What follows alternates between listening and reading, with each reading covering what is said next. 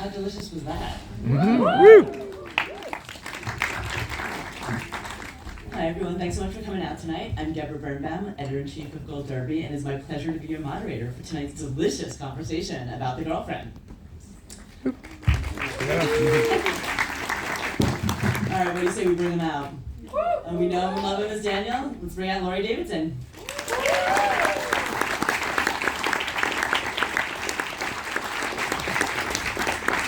And she's executive producer, director, and star, Robin Wright.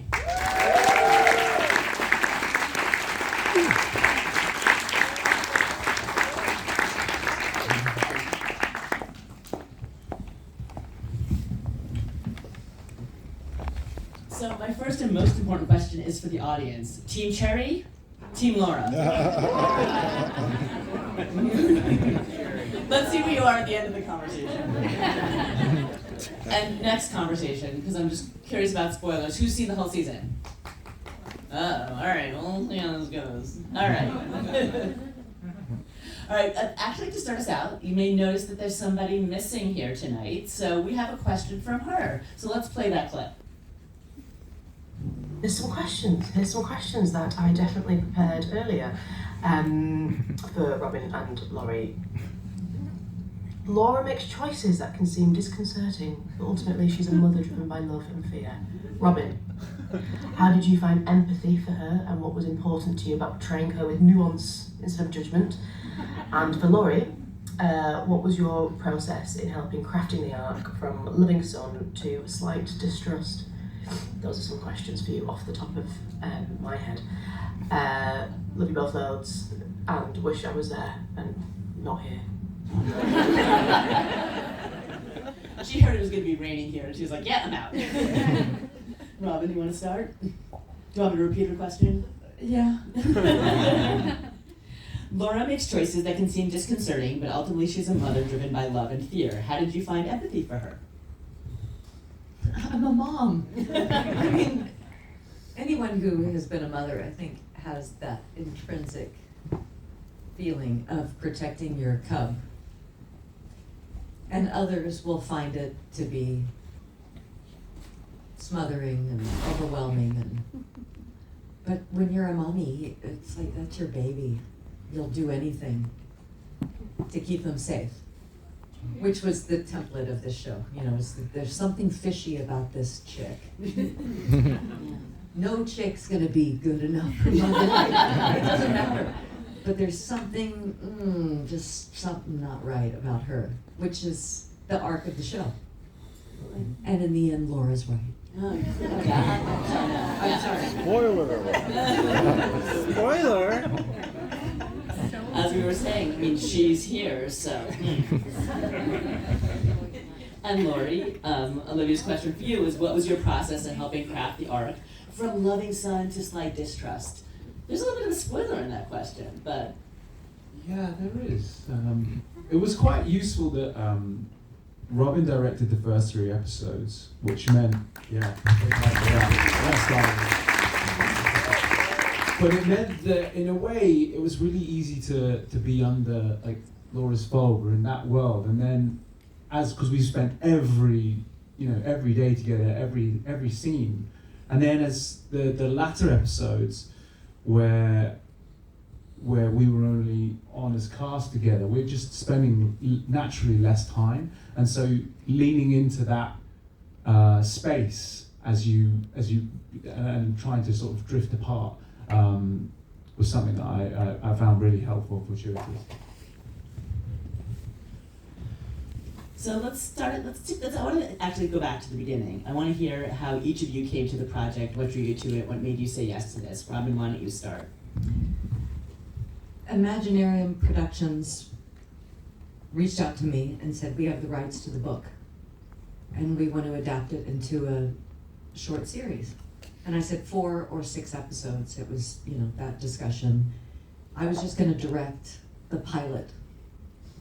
And I loved the idea, because I've never had that opportunity to work from the ground up with something, develop from the book, and choose the cast. And then we were running out of time. Our window was just squeezing in. We're like, we're not going to have the money if we don't cast Laura now. And the producer just said, will you just play her? And I was like, oh, let's do it. Because everybody else turned it down because they were busy, they were working on other things. And I was like, yeah, I know her like the back of my hand. Like, that's fine, it's fine. So we ended up doing it. And then I got to read with you, which was amazing. And I knew right away. And I said to Laurie, I was on the camera was here. I was on a couch, he was on a chair. It's the most uncomfortable thing. We're auditioning for the director. It's the worst. And I said, let's just riff. Let's go off script and improvise. And we did such a great job together. We did. We just were riffing like mom and son. And he's so like my son. He's so like my real son. And I was like, oh, it's Hopper. It's Hopper. So I was very blessed to get the cast that I got. They're all just pros, and they absorb notes like a sponge, and I was like, we don't have time, we only have 2 takes. And they were on it. They were giving me different things every take so I could play in the editing room. It was great. Definitely now. Laurie, what about you? Yeah, one of the most unique things that drew me to this project is the 2 perspectives and getting the opportunity to play. Like usually you get like 1 take makes it to the edit, and being able to play a scene twice and show different sides of a character in the same thing, and quite often they can be very different because of it's in Cherry's point of view or Laura's point of view. So that was really exciting, and also the unique opportunity of being directed by the person that you're also in the scene with. It was amazing being able to, in real time, Robin, I don't know how you were able to do this, but be in the scene and then simultaneously, I'm convinced, I don't know if it's true, but when you're off camera, you're able to like guide a performance by your own performance, by adjusting what you're doing to get something else from an actor. And that was amazing. You got a little bit of a tease of it in this episode, but for those of you who haven't seen it, as you get deeper into the series, you get to see more of it from Laura and Cherry's perspective, and it makes the series so rich. So Robin, from you, was that a tone you wanted to set from the beginning? Was that something that you very much intended as a director? Yeah, very much so. It was in prep. Now, it's in the book, the same, dual perspective. But with a novel, you get 6 pages to describe why the character would respond in this way to that action that happened to them. How do you truncate that in a scene that's only going to be about 40 seconds long? So what we did is we broke it into, it was like doing an algebra class. We had script supervisors saying, give me this panel over here. This is Laura's perspective. This is Cherry's perspective. What do we need to achieve today? We want this reaction, maybe no dialogue. Let's cut the words for Cherry. Let's cut the words for Laura. So that when I was in the editing room, I could steal from each perspective what worked best to portray their subjective opinion of what happened in that room. So it was a breakdown. It was spreadsheet. Let's call it spreadsheet. And Laurie, how did that inform your acting? Did you, were you given all of the scripts in advance? Did you shoot both each perspective at the same time? No, I didn't have all the scripts, which was actually really useful for a character who's largely in the dark about what's going on. To be He's a little clueless. Yeah. We love him, but yeah. So it was actually very useful that I didn't really have all the information. But sorry, what was the second part of your question? So how did that inform your acting? So did you shoot, let's say, Cherry's perspective continuously and then Laura's perspective continuously, or were you shooting both of them at the same time? No, very much the same scene. We, from different perspectives, we would, just for logistical reasons, do on the back. And then, yeah, like I said, you get to play the same scene but with a completely different take on it, and push the boundaries of what you can do within the same character. You know, that it's under the umbrella of one person, and really lean into something knowing that that's supporting an idea or a perspective, or, you know, confirming the biases that Laura has about Cherry or Cherry has about Laura. Yeah, really fun to play. Robin, given all of the hats that you wore, how did that inform how you were going to shape the series? What changes did you make from the book? What did you want to keep and preserve from the book? And what did you let go of? You know, there's so much competition with content. You know, how are you going to beat Euphoria? That's where my mind was. I was like, fuck, you know. There's no way I can top that, and it's not this show. So I was trying to just land in a place where it didn't have to be melodramatic to be a psychological thriller. I wanted to base it in reality. And that's the dual perspective nature, because we all experience that every day. Work, at Starbucks, you know, wherever that person looked at me in this way. Just, no, actually they were smiling at you. We all do it. So I thought, okay, if people can relate to that, and then we're gonna add the melodrama, the drama, let's not call it melodrama, let's just add the drama, which happens from both female characters in the show. And it's venal, what they both do. Like, this is awful. But part of you goes, I could totally see myself doing that. I could totally see myself doing that. So I think that's why people are responding to it, because it's not so far-fetched what we do. It's not criminal. Mm-hmm. You can actually imagine yourself doing something like that if you're pushed to that point by another alpha female. And these two alpha females would be best friends in another world. They're so much alike. They want to get what they want at all costs. They will do it. And that was the book. That's what intrigued me about making the series, because I think women are that way. Yeah, do we want to get what we want? We want to get what we want. Laurie, for a second I almost called you Daniel. Laurie, it's hard, I know. Did you read the book? Did you bring a perspective from the book that you brought to your performance?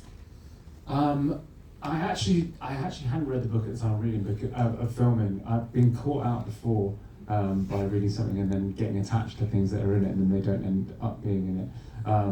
But for sure, you know, a lot of the book makes it into it. But then some big significant changes. You know, we had license to steer away from the book. But it's always there as a blueprint, as a feel for our show. It's very much, you know, of the same milk. Yeah, but I hadn't read it. What were some of those changes that you made? Were they plot driven or character driven, and why did you want to make those changes? I think because of, you know, what I said before about the competition that we're all up against with the streaming. I know we started with House of Cards. I'm sorry. You have to have a hook at the end of each episode. So we had to add and amplify moments to have a hook at the end of every episode so that people would want to keep watching. Because normally, as I'm sure we all agree, you know, we go, oh, I watched one episode, I hated it, I got through half of it, it sucked, whatever. And they're like, no, you got to get to episode 3. Everybody will push you right? And I was like, I don't want that. I don't want that for this show. Let's get a hook for each episode at the end that people just want to keep watching. What's going to happen? What's she going to do to her? What's she going to do to her? And I think it worked. It worked. So that was much of our amends and omits from the book, and adding just delicious, shocking things, which is what you guys want to watch. You know? And clearly they all have. Did you have a favorite scene or a most challenging scene, something that you look back on and you think, I'm so proud of how that turned out?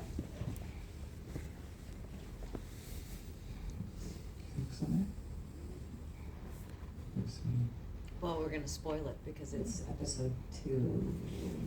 Cover your ears. I don't know what you're thinking. I don't know, you know, we had so much fun. I hope you feel that. Yeah, we had so much fun. We had so much fun. They're holding hands, it's fine, everything works out. It's like, We had so much fun. And I was like, Laurie, okay, I'm going to kiss you on the lips in episode 2 because my daughter had a boyfriend. When she told me the story, I was mortified. She goes, so was I. I left him. She went to his house, his parents' house where he was living because he was, you know, finishing his college degree and didn't have money. 32 years old, and he went up and kissed his mommy on his lips, on the lips, and I was like, that's so fucked up. So I said to Laurie, I was like, we're putting that in the movie. We have to put it in the movie. And then Cherry sees it in the slow-mo dancing in episode 2 going, what's going on? Like she was on mushrooms, you know? So, yeah, we added a bunch of those personal stories from all of our lives. We just threw them in there. We were like, just put that in there because it's going to work. I think I've definitely got like the most uncomfortable scene to watch back. Actually, again, it's a spoiler, but that scene, there's a scene on a balcony which yeah, it's a sexual thing, and I struggle to watch that. Brings back a lot of PTSD from being about 16 years old and exploring myself sexually.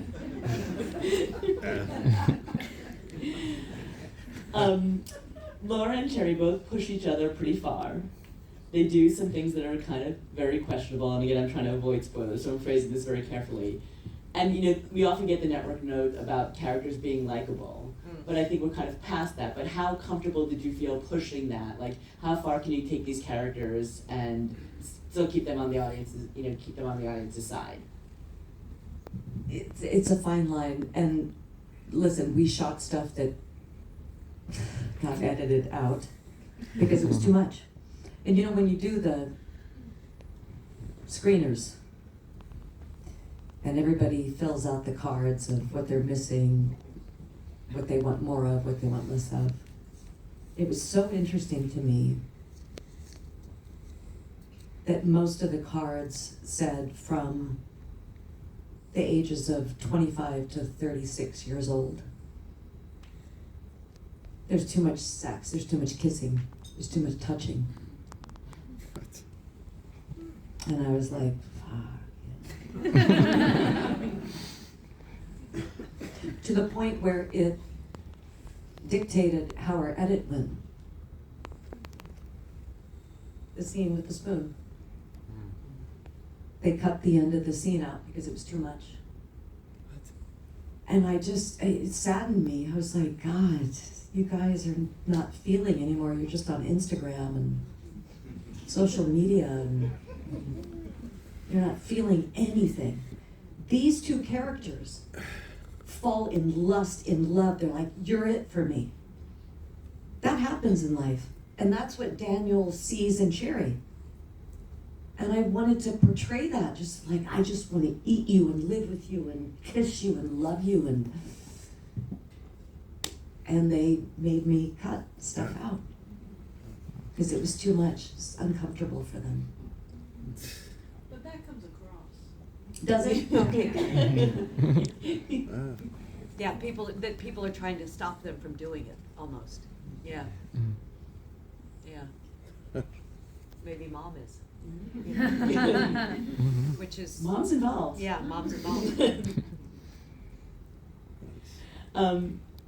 Laurie, for you, like, do you think that Daniel sees the cracks in these women, or do you think he sees the flaws, or he's just blinded by love, or is he just so protective of his mother? Like, what's motivating him?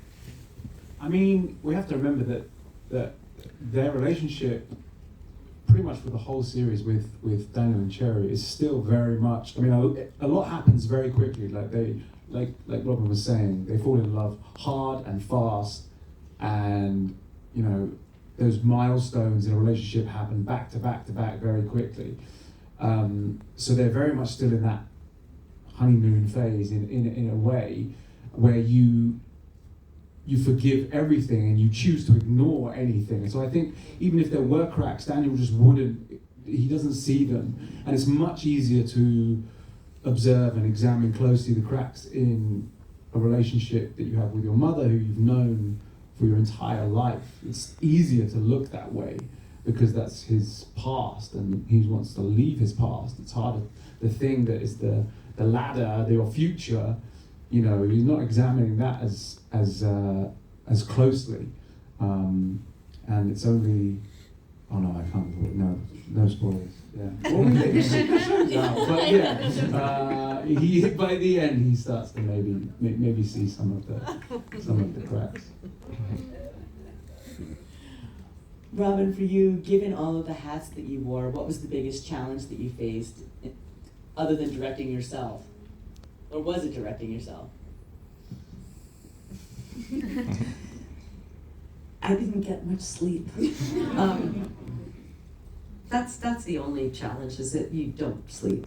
I mean, I told my DP, I said, when I'm in front of the camera, I trust you. When he showed up at my house when we first met, I said, do you want to show your mood board or mine first? And he goes, let's do it at the same time. And we opened up our laptops and we both had the same exact picture from The Graduate.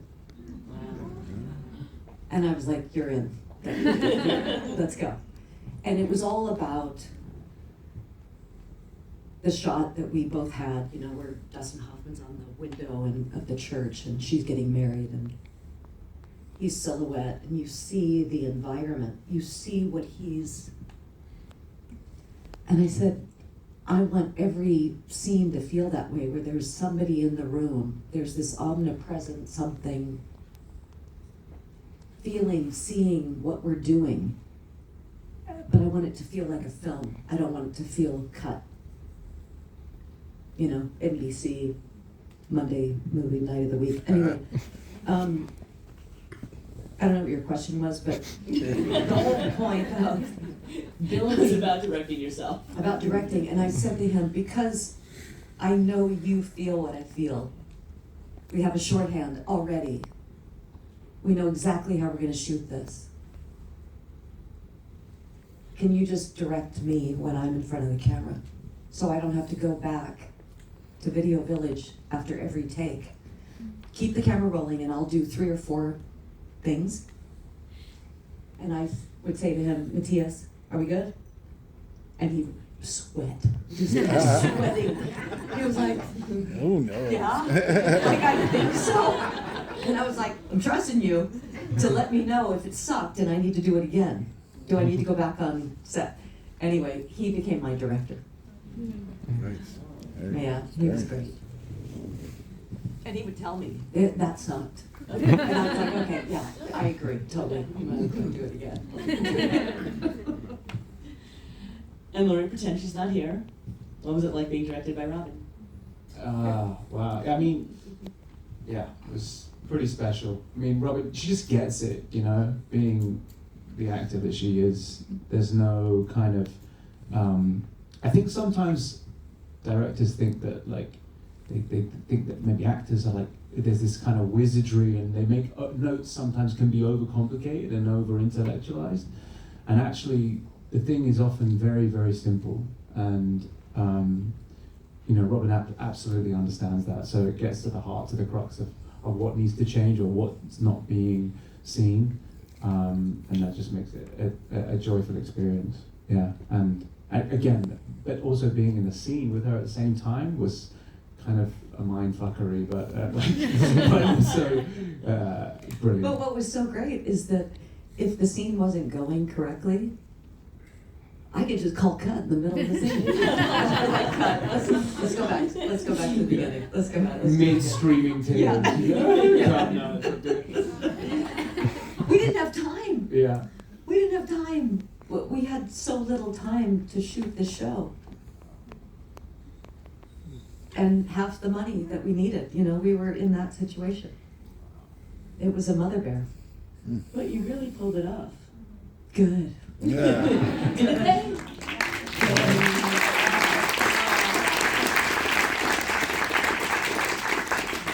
You're only as good as the team you surround yourself with, right?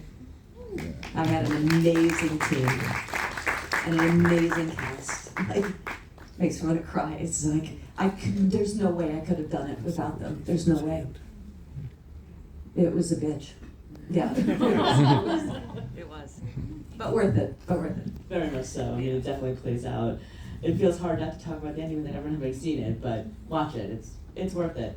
Let's talk about Olivia. I mean, I know she's not here, but what was she like as a scene partner? Okay, I called them the kids. When do the kids come to set? Are the kids out of hair and makeup? They're the kids. They were kids. They were like brother and sister. Laughing, giggling. Look at this on Instagram. Kids together. It was the cutest thing. Well, And then they were so sexual on camera. I was like, yes. Yeah. Brother and sister. Yeah. just more incest. Yeah, I actually met Olivia beforehand, and we met in a karaoke bar in Gran Canaria, and sang Celine Dion's "All Coming Back to Me Now." That was the inception of our relationship. Yeah, but she's a lot of fun, and just great to act opposite, and I can't imagine anyone playing that part. She was a real treat to work with. Yeah, she's amazing, and she's just so down to earth. She's from up north, she talks like that. She's like one of those, like that. And then she puts on this British accent perfectly. She's like, I'm like, whoa, where'd that come from? No, she's a northerner, and she's a down home family girl. She's great. We would finish intense scenes, and it gets intense later in the season. Oh, it does. And I'd call cut, and we'd be on camera together. I'd be, okay, cut, I think we got it. And then we would just hug each other, and I'd be like, did I hurt you? I'm so sorry. Did I hurt you? And she'd be like, I scratched your face? I'm like, it's okay, it's okay. We're good. We would just hug each other and laugh and freeze in the pool together. We were just freezing in the pool. Talking of, have we ever spoken about that sauna scene with the thing that hell? What happened? We don't talk about that. We don't talk about the That's song? right. You were there. You were so there for me. Oh my Robin God. had a lighting rig fall on her in the sauna scene because the wood expanded on this rig because it was a sauna, obviously. It heated up and like the thing moved out, and she had a rig fall on her like mid-scene, and you were such a trooper. You were like, you wanted to carry on, and like people are like, no, like you need to not, like go home for the one, take like the day or rest of the afternoon off. You're like, how can I dare? I'm gonna bleeding out. And then we went That was back only in. when Laurie was like, stand up, and I was like, I can't. Yeah. I can't. And all of a sudden, blood started dripping from my head. Oh, yeah. And Laurie was so there. He was like, Robin, we need to go to the hospital. And I was like, you think? Yes. Okay, let's Hospital. go. Well, was it something you could use in that? Yeah, that's what I was thinking. It's something you could use. Unfortunately, Blame I Cherry. would have if we could have, but no, it was, I had to go into a, what do you call it? Scan. Yeah. You know, they did a brain scan. CAT scan. And what they found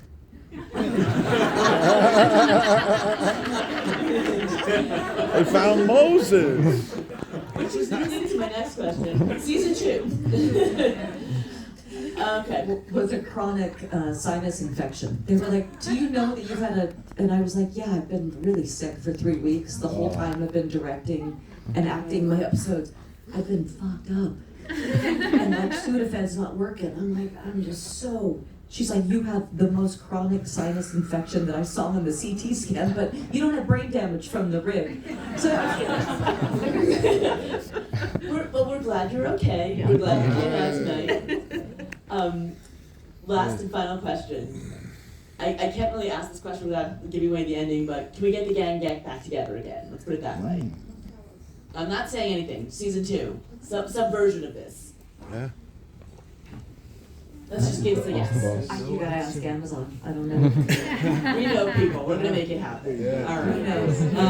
We guys, we have to thank end you it for there. coming out. Thank you all so much for coming out. We'll see you all. Thank you.